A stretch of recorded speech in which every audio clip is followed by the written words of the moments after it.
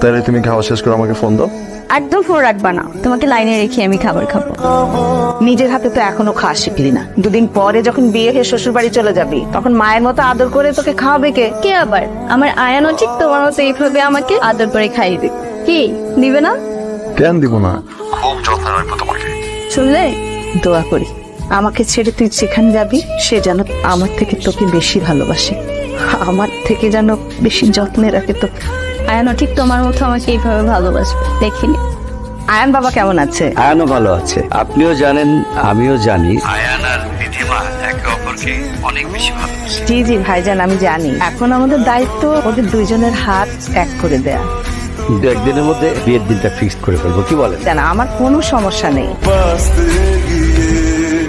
খোলা খুলি